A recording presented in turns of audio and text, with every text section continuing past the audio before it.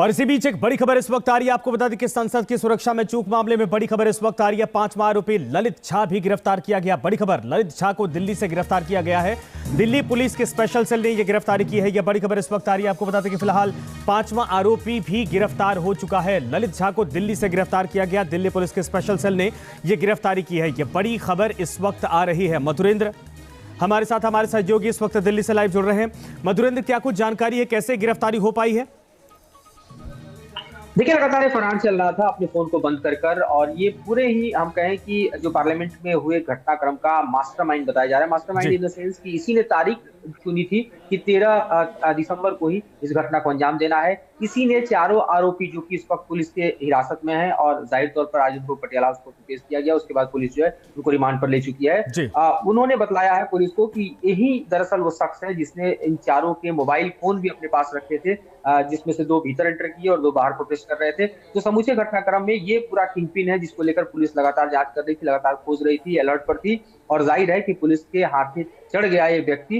अब अपने पूरे जांच को पुलिस आगे बढ़ा सकती है कि क्यों दरअसल इसने इस पूरे घटनाक्रम में एक तरह से 13 तारीख को चुना, कैसे इसने जो है वो पूरे प्लान को किया, कैसे इस घटनाक्रम को अंजाम देने के लिए चारों को तैयार किया गया। 2 भीतर गए, 2 बाहर गए, मोटिव क्या है, क्योंकि बेसिकली किसी भी क्राइम के पीछे का जो मोटिव है इंपॉर्टेंट होता है। लिहाजा इसको जानना बेहद जरूरी है और ऐसे में किंगपिन का पकड़ा जाना जरूरी था। लिहाजा ये मास्टरमाइंड पकड़ा गया है और अब जांच की कड़ियों को आगे बढ़ाना पुलिस के लिए आसान होगा। बिल्कुल जाहिर सी बात है, लेकिन दिल्ली में ही छुपा हुआ था और लगातार इसको ढूंढा जा रहा था। ये वाकई में बहुत बड़ी सफलता है। इसके जरिए सारी चीजें साफ हो जाएंगी। देखिए, बिल्कुल ये अपने फोन को बंद करके जो है वो गायब हो चुका था और ऐसे में पुलिस के लिए ढूंढना इसके लिए एक बड़ा चैलेंज बन रहा था, क्योंकि इसको ट्रैक करना मुश्किल हो पा रहा था और फोन इसका लगातार बंद आ रहा है। ऐसे में समझ सकते हैं कि पुलिस जो है वो अगर मुश्किल से आप देखिए कि 36 घंटे के भीतर उसे ढूंढने में कामयाब हुई, जिसे बड़ी सफलता कह सकते हैं, तब जबकि 4 आरोपी उसके ऑलरेडी गिरफ्त में है और ये मास्टरमाइंड फरार चल रहा था। लिहाजा हम कह सकते हैं कि ललित का पकड़ा जाना अपने आप में इस वक्त की दिल्ली पुलिस की सबसे बड़ी सफलता कही जा सकती है। जाहिर सी बात है कि ये बड़ी सफलता है, लेकिन इसके बाद जो बाकी आरोपी थे उनको तो रिमांड पर भेज दिया गया है, लेकिन इसके बाद अब इसका अगला प्रोसेस क्या हो सकता है?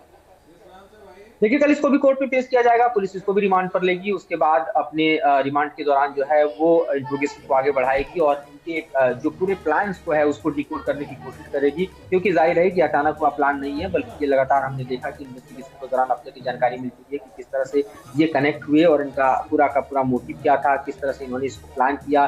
13 दिसंबर की तारीख चुनी गई जिसमें ललित झा का सबसे बड़ा रोल था और उसके बाद जब ये लोग भीतर गए, क्योंकि इससे पहले भी रेकी कर चुके थे, रेकी करने के बाद ये पता था इन्हें कि किस तरह से पूरे ही सिक्योरिटी को ब्रीच किया जा सकता है और किस तरह से गैलरी में जाने के बाद यहाँ तक कि जंप लगाया जा सकता है, इस तरह के कनिस्टर जो है उसका इस्तेमाल किया जा सकता है, हैवॉक क्रिएट किया जा सकता है। पार्लियामेंट हाउस से जो है वो अपने इरादों को एक तरह से वो हम कहें कि जाहिर करने की पूरी तैयारी के साथ गए। तो अपने आप में देखिए तो पूरे सिक्योरिटी को ब्रीच करना, वही पार्लियामेंट सिक्योरिटी को ब्रीच करना और इतने बड़े घटना को अंजाम देना, बिल में कूद जाना, वहां पर कनेक्टर को यूज करना। ठीक है मधुरेंद्र, आप हमारे साथ बने रहिए, लेकिन जाहिर सी बात है कि बहुत बड़ी गिरफ्तारी के तौर पर या बहुत बड़ी सफलता के तौर पर दिल्ली पुलिस की तरफ से, दिल्ली स्पेशल सेल की तरफ से यह है, क्योंकि ढूंढा जा रहा था और इसके पीछे यानी अब ललित की गिरफ्तारी के बाद बहुत सारी चीजें बिल्कुल साफ हो जाएंगी। इधर संसद भवन में स्मोक स्टिक मामले का मास्टरमाइंड ललित झा भी पुलिस की गिरफ्त में है।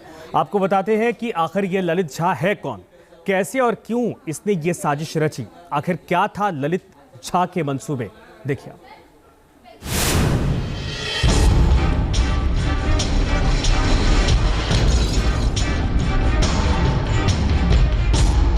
संसद भवन परिसर में जब यह उत्पात मच रहा था, तभी बाहर थोड़ी दूर खड़ा एक शख्स इसका वीडियो बना रहा था।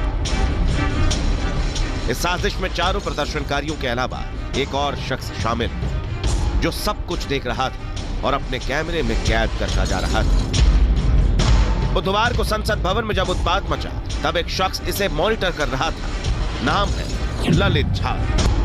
कौन है ललित झा? संसद स्मोक कांड में इसका क्या रोल है? इसकी कड़ियां अभी जोड़ी जा रही हैं। लेकिन इस बीच ललित झा का एक व्हाट्सएप चैट सामने आया है, जिसमें ललित झा लिखता है, मीडिया कवरेज देखिए इसका और वीडियो सेफ रखना, जय हिंद। उधर से जवाब आता है, ठीक है ललित जी, ये कहां पर हुआ? ललित झा ने यह मैसेज दोपहर करीब 1 बजे भेजा था। ललित ने यह वीडियो नीलाक्ष आयुष नाम के शख्स को भेजा। दरअसल नीलाक्ष एक एनजीओ चलाते हैं और ललित झा इसी एनजीओ से जुड़ा है। ऐसे में सवाल उठे कि क्या इस कांड में नीलाक्ष और उनके एनजीओ का भी हाथ है? यही वजह है कि पुलिस नीलाक्ष से पूछताछ कर रही है और पूछताछ में कई बातें सामने आई है। नीलाक्ष का दावा है कि संसद कांड के बारे में उन्हें कोई जानकारी नहीं है। इतना ही नहीं, नीलाक्ष का तो यह भी दावा है कि ललित ने अभी तक एनजीओ को अपना कोई भी प्रमाण पत्र नहीं दिया है। नीलाक्ष ने बताया कि ललित बार बार अपना फोन नंबर बदलता है।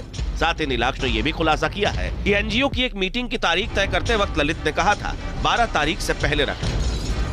फेसबुक में वो लोग का लिंक था, फिजिकली कोई लिंक था नहीं, हम उनको देखा भी नहीं है। उन लोग वो कॉलेज जब जाता था वहाँ पर शायद वो लोग का साथ गेट टुगेदर होता था या मीट होता था। हम इसी से ज़्यादा हम उनका बारे में कुछ नहीं जानते। वो कैसा है, कहाँ का है, देखने में वो कहाँ रहता है, क्या करता है, उसका बारे में इन्स एंड आउट्स मेरा कुछ नहीं है। माना जा रहा है कि ललित झा इस पूरे